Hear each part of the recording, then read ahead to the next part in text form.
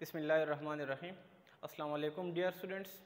आज हमने डिस्कस करना है about the pharynx, oesophagus, stomachs, their structure and functions. तो लास्ट टाइम हमने डिस्कस किया था about the oral cavity and their functions. हमने ये कहा, सिंपल मैं कहूँगा क्योंकि दोबारा से रिपीट नहीं कर सकते, इतना वीडियो लेक्चर में इतना टाइम नहीं होता, कि जो खुराक का गोला जब छोटी पीसेस में हमने डिवाइड किया, जब वो मुंह से नीचे जाएगा, ओरल कैविटी से नीचे जाएगा, इसको हम बोलेंगे बुलस। क्या बोलेंगे? बुलस बोलेंगे। अब वो बुलस यानी आगे फंक्शन किस चीज़ का स्टार्ट हो गया? फेरेंक्स का। बुलस जब हमारे हल्क में पहुंच जाएगा, हमारी जो ज़बान टांगे वो क्या कर लेते हैं? उसको पुश करते हैं, धक्का देते हैं, यानी टांग पुश द बुलस, टांग पुश दी बुलस। बुलस को जो खुराक का गोला है उसको धक्का दे देते हैं। साथ में जो हमारा पेलेटाइन है, पेलेटाइन बोलते हैं, या जो हमारा प्लेट है, तलवा है, उसको भी हम नीचे लेके आते हैं, नीचे मिल जाता है, और वो क्या कर लेते हैं? खुराक को एक किस्म का धक्का दे देते हैं, यानी प्लेट भी क्या कर लेता है? मदद देता है।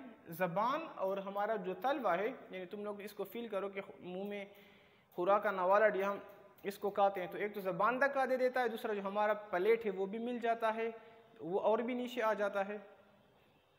तो वहाँ पे क्या होता है कि इसी तरह यानी दो रास्ते होते हैं। एक हमारी सांस वाला, जिससे हम सांस लेते हैं, ठीक है। एक है हमारा खुराक वाला, जो कि हमारी खुराक की तरफ जाता है। एक यहाँ पे है नेज़ल कैविटी, यानी जब हम ज़बान खुराक को पीछे धकेल देते हैं तो इसी टाइम जो नेज़ल कैविटी है, यानी जो नाक की तरफ जो रास्ता है, वो बंद हो जाती है। अगला क्या होगा कि वहाँ पे फेरेंक्स के अंदर एक किस्म के स्ट्रक्चर्स हैं, वो क्या कर लेते हैं, जिसको हम बोलते हैं एपिग्लॉटिस। क्या नाम देते हैं? एपिग्लॉटिस। यानी ये क्या है? एक किस्म का हमारे पास पाइप है, जिसको हम बोलते हैं ट्रेकिया बोलते हैं, हवा वाला रास्ता। चूंकि अगर खुराक लंग्स में चला गया फिर तो डेथ होगी बंदे की, तो यहाँ पे एक किस्म का ढकना मौजूद होता है, जिसको बोलते हैं एपिग्लॉटिस। ये एपिग्लॉटिस इसके ऊपर आ जाता है, इसको क्या कर लेता है? बंद कर देता है, और खुराक आ जाता है किस में? नाले में, खुराक वाली नाले में नीचे आ जाता है। तो ये क्या है? हमारे पास फेरेंक्स का काम है। फेरेंक्स के बाद स्टार्ट हो जाता है ईज़ोफेगस। ईज़ोफेगस किस चीज़ को बोलते हैं? यानी वो ट्यूब जो कि फेरेंक्स से लेकर स्टमक तक खुराक लेके आएगा, उस ट्यूब को हम क्या नाम देते हैं? Oesophagus. The tube which connect the pharynx with the stomachs, oesophagus. ईज़ोफेगस,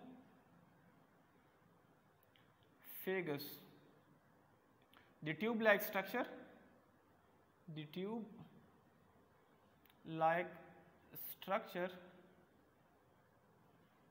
which connect the pharynx with the stomach, which connect the pharynx with stomach। उस ट्यूब को हम क्या नाम देते हैं? ईज़ोफेगस का नाम देते हैं। अब इस ट्यूब के अंदर भी ये इस तरह होता है कि फॉर एग्जांपल तुम लोग के माइंड में ये ना आए कि ये इस तरह सीधा ट्यूब होता है। होता तो सीधा है, लेकिन इनके अंदर मसल्स होते हैं, स्मूथ मसल्स होते हैं। अब अगर खुराक का नवाला फॉर एग्जांपल यहाँ पे हमारा माउथ है, आ गया इस ट्यूब में, मतलब हम खुराक लेते धड़म हमारे स्टमक में जाके गिर जाता, या हम लेट जाते वो वापस निकल जाता। नहीं, इस ट्यूब के अंदर क्या होता है? स्मूथ मसल्स होते हैं। क्या होते हैं? स्मूथ मसल्स होते हैं, और उन स्मूथ मसल की कंट्रैक्शन एंड रिलैक्सेशन होती है। वो कंट्रैक्ट होते हैं, कंट्रैक्ट एंड रिलैक्सेशन, यानी ये क्या होते हैं?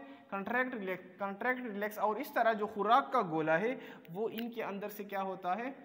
पास होता है।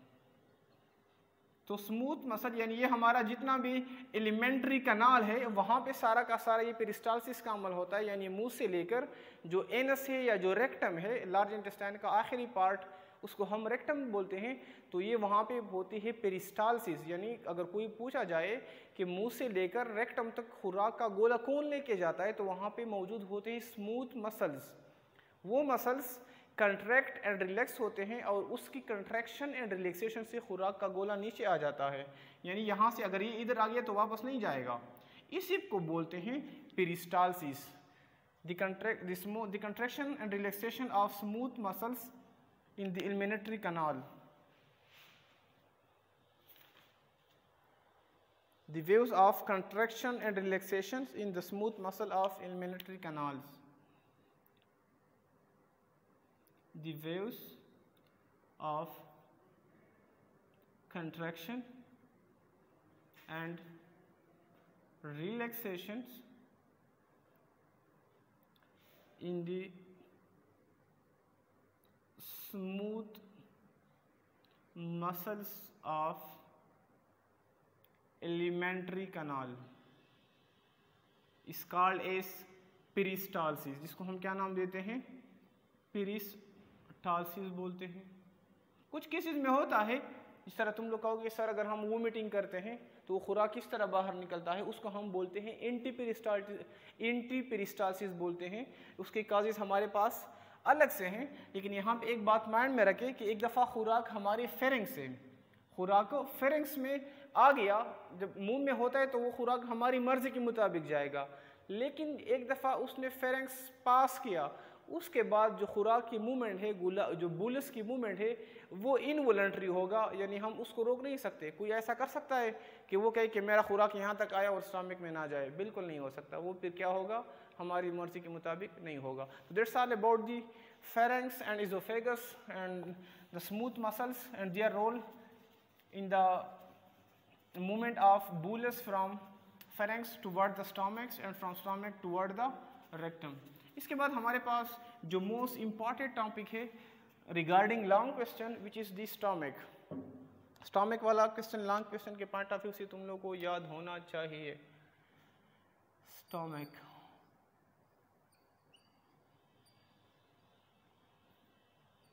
स्टमक के बारे में हम क्या कहते हैं कि it is the dilated part of alimentary canal. Dilated बोलते हैं फैला हुआ, स्वेल हुआ, यानी जितना भी एलिमेंट्री कैनाल है सारा ट्यूब की शक्ल में है, लेकिन जो स्टमक है यूँ फैला हुआ है, स्वेल हुआ है, जिसको हम बोलते हैं डायलेशन। क्या नाम देते हैं? डायलेशन। फॉर एग्जाम्पल ये हमारे पास क्या है, स्टमक, ठीक है। तो बाकी सारा का सारा क्या है हमारे पास, ट्यूब लाइक है, लेकिन स्टमक क्या है, थोड़ा डायलेट है, इसको बोलते हैं डायलेटेड, सुकड़ा हुआ, dilated part of alimentary canal, यानी क्या है, डायलेटेड है। और इनका स्ट्रक्चर क्या है, जे शेप्ड है, यानी अगर हम जे की तरह है ना यू, तो हम कहते हैं कि our stomach is J shaped. ये मौजूद कहाँ पे होता है, बॉडी के लेफ्ट साइड पे। ये राइट साइड है, ये लेफ्ट साइड, तो ये कहाँ पे मौजूद होगा, left side of the body, left side पे होगा। मौजूद कहाँ पे होता है, जो हमारे रिब्स है, क्या है, रिब्स है, यहाँ पे एक पर्दा सा लगा होता है जिसको बोलते हैं डायफ्राम। क्या बोलते हैं, डायफ्राम। जो हमारे पसलियाँ हैं, रिब्स है, इस पे एक पर्दा सा लगा होता है। तुम लोग जब ईद उल अज़हा या कोई जानवर ज़बह करते तो वो पर्दा देखो, जिसको बोलते हैं डायफ्राम। तो ये डायफ्राम के नीचे होता है लेफ्ट साइड पे, यानी स्टमक के बारे में हमने क्या कहा कि डायलेटेड पार्ट है, जे शेप्ड है, डायफ्राम के नीचे मौजूद है लेफ्ट साइड पे। It is present below the diaphragm, below the diaphragm.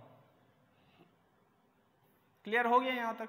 अब हम आते हैं स्टमक के स्ट्रक्चर की तरफ आते हैं कि स्टमक का हमारे पास स्ट्रक्चर किस तरह से है, उनके कौन कौन से पार्ट होते हैं और उनके फंक्शन क्या होते हैं।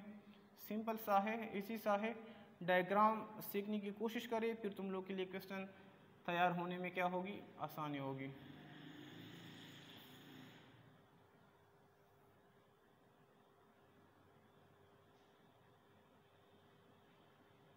तो हम क्या कहते हैं कि हमारे पास जो स्टमक है, इसको हम कहते हैं कि स्टमक के टू पार्ट्स हैं।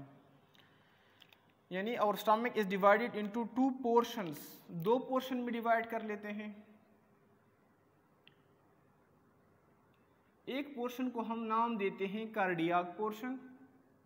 ये हम स्टमक की स्ट्रक्चर की बात कर रहे हैं, फंक्शन की बात बाद में जाएंगे।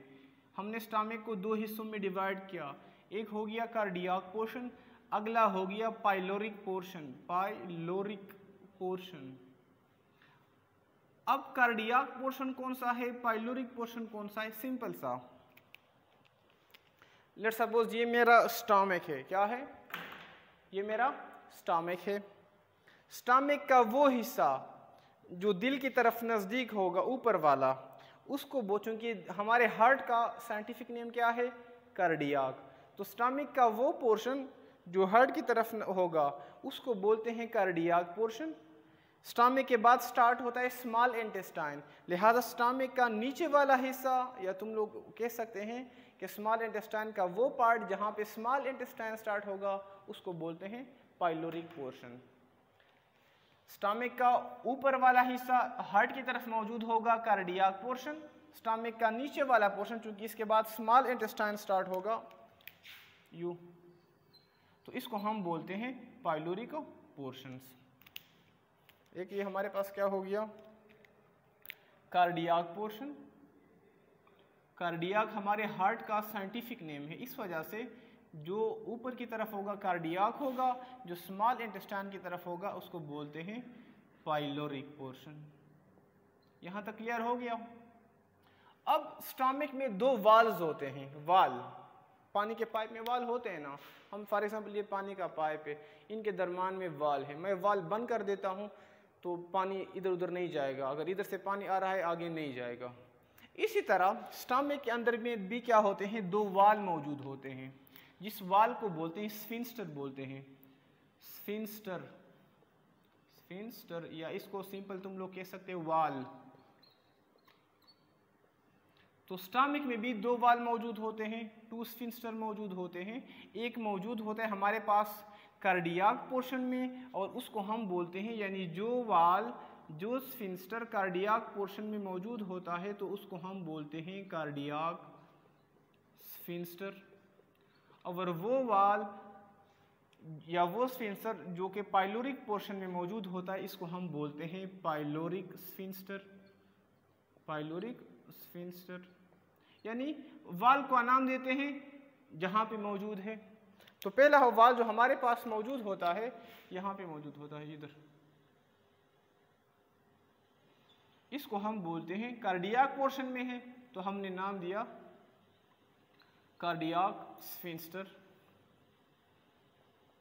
अगला पाइलोरिक में है, यहाँ पे मौजूद होता है तो उसको हम बोलते हैं पाइलोरिक स्फिंक्टर। अब क्वेश्चन ये बनता है कि इन वाल का काम क्या है? वाल का काम ये है कि ऊपर से, यानी हमारे इज़ोफेगस फेरिंक्स से खुराक का गोला एक दफ़ा आ गया स्टमक में, ये वाल बंद हो जाता है, लिहाजा उस खुराक को बाहर जाने नहीं देता। क्लियर हो गया? खुराक ने यहाँ पे काम किया, मैं आगे बता देता हूँ कि कौन से काम होते, क्या क्या इन्वॉल्व होते हैं। वो खुराक जो और भी पीसेस में डिवाइड हो गया, जब स्मॉल इंटेस्टाइन में आ गया तो ये उसको दोबारा स्टमक की तरफ जाने नहीं देता। क्यों नहीं देता ये वाल? क्योंकि स्टमक में क्या होते हैं? एसिड होते हैं, तेजाबियत होती है, वो ऊपर जाएगा तो हमारा इज़ोफेगस जलेगा, हमें इन्फ्लेमेशन होगी। इसी तरह यहाँ पे एक दफ़ा गुजर जाए, अगर ये यहाँ से वापस जाएगा फिर स्टमक क्या करेगा? प्रॉब्लम क्रिएट करेगा। तो इन वाल का ये फंक्शन होता है। तो that's all about the structure of stomach. अब हम आते हैं स्टमक की फंक्शन की तरफ आते हैं, about the physiology of stomach, क्योंकि physiology is that branch of biology in which we study about the function of different organs of the body. So we will discuss about the physiology or function of stomach. Function of stomach. Stomach के function किस तरह होते हैं? जो ही खुराक का गोला, let's suppose क्या है, ये कोई खुराक का गोला आ गया, बल्कि ब्लू से रिप्रेजेंट करके देता हूँ, जिसको बुलस कहते हैं। कोई खुराक आ गया स्टमक के अंदर, क्या है? बुलस है। जो ही बुलस आ गया, इनके यहाँ पे जो स्टमक के दीवार है, स्टमक के वाल हैं, इधर ये इधर ग्लैंड्स मौजूद होते हैं। क्या मौजूद होते हैं? ग्लैंड मौजूद होते हैं, और इसी ग्लैंड्स को हम बोलते हैं गैस्ट्रिक ग्लैंड्स। क्या नाम देते हैं? Gastric glands. गैस्ट्रिक ग्लैंड्स को गैस्ट्रिक ग्लैंड इस वजह से बोलते हैं, गैस्ट्राइन हमारे स्टमक का साइंटिफिक नेम है, लिहाजा वो ग्लैंड जो कि स्टमक के अंदर मौजूद है उसको हम बोलते हैं गैस्ट्रिक ग्लैंड। जो ही खुराक का गोला स्टमक के अंदर आ गया, बुलस अंदर आ गया, ये गैस्ट्रिक ग्लैंड, चूंकि हमें पता है कि ग्लैंड का काम क्या होता है, सिक्रीशन होता है, किसी केमिकल को पैदा करना होता है, ये गैस्ट्रिक ग्लैंड स्टिमुलेट हो जाते हैं और ये पैदा कर लेते हैं, यानी गैस्ट्रिक खुराक का गोला आ गया, गैस्ट्रिक ग्लैंड उड़ गए, स्टिमुलेट हो गए, वो पैदा करते हैं गैस्ट्रिक जूस को। एक किस्म का लिक्विड है जिसको बोलते हैं गैस्ट्रिक जूस। अब इसी गैस्ट्रिक जूस के अंदर तीन चीज़ें मौजूद होते हैं। एक होता है म्यूकस, सेकंड नंबर पे होता है HCl hydrochloric acid, third number पे होता है पेप्सिनोजन।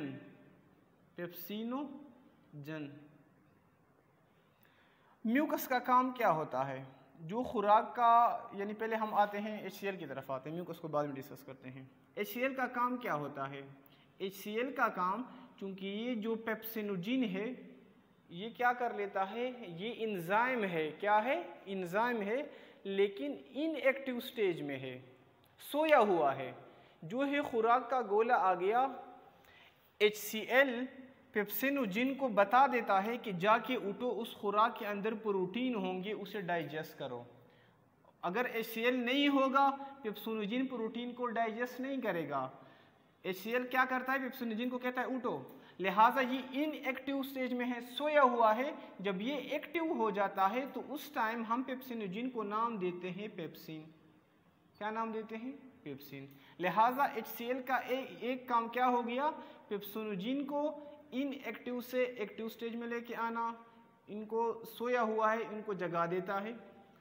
सेकंड काम HCl का ये है कि अगर खुराक के अंदर कोई माइक्रो ऑर्गेनिज्म है उसको मार देता है, चूंकि ये क्या है, स्ट्रॉन्ग एसिड है हमारे पास। म्यूकस के दो काम होते हैं। एक काम ये होता है, म्यूकस होता है गाढ़ा सा पानी होता है, कि अगर फॉर एग्जांपल एसिडिटी ज़्यादा हो गई, ताकि ये स्टमक के वाल हैं ये डाइजेस्ट ना हो जाए, लिहाजा ये क्या कर लेते हैं, यहाँ पे मौजूद होता है, और HCl से स्टमक के वाल को क्या कर लेते हैं, बचा देते हैं। तो ये स्टमक के अंदर जो क्या है, प्रोटीन है, उसकी डाइजेशन कौन करता है? पेप्सिनोजन करता है। तो ये शॉर्ट क्वेश्चन में भी आ सकता है कि what is the difference between, बल्कि ज़्यादातर आता है what is the difference between pepsinogen and pepsin. तो कह सकते हो कि pepsinogen is the inactive form, pepsin is the active form. Pepsinogen is converted by HCl into pepsin to digest the protein. Clear होगी यहाँ तक? अब दो और चीज़ें हैं। जब खुराक का गोला हमारे मुंह से नीचे आया हुआ था, उसको हमने नाम दिया था बुलस का नाम दिया था। क्या नाम दिया था? बुलस। अब क्या कर लेता है, चूंकि स्टमक में भी क्या होते हैं, मसल मौजूद होते हैं, ये खुराक के गोलों को मजीद यूं प्रेस कर लेते हैं, खुराक का गोला और भी टुकड़ों में तकसीम होगा। अब खुराक का वो गोला जिसको हमने पहले बुलस का नाम दिया था, ये मजीद टुकड़ों में डिवाइड होगा, लेकिन जब ये स्टमक से नीचे जाएगा तो उसको हम बुलस का नाम नहीं देंगे, उसको हम नाम देंगे कायम का नाम देंगे, कायम। क्या नाम देंगे? कायम। तो ये भी शॉर्ट क्वेश्चन में आ सकता है कि what is the difference between bullous and कायम। सिंपल क्या है, खुराक का गोला मुंह से स्टमक की तरफ जाएगा तो बुलस होगा, खुराक का गोला स्टमक से स्मॉल इंटेस्टाइन की तरफ जाएगा तो क्या होगा? कायम होगा। तो that's all about the pharynx, oesophagus, stomach, their structure, functions. और ये स्टमक का तुम लोग लॉन्ग क्वेश्चन के पॉइंट ऑफ व्यू से, pepsinogen and pepsin, MCQs and short question के पॉइंट ऑफ व्यू से तुम लोग को तैयार होना चाहिए। तो that's all about the lecture. Allah हाफिज़।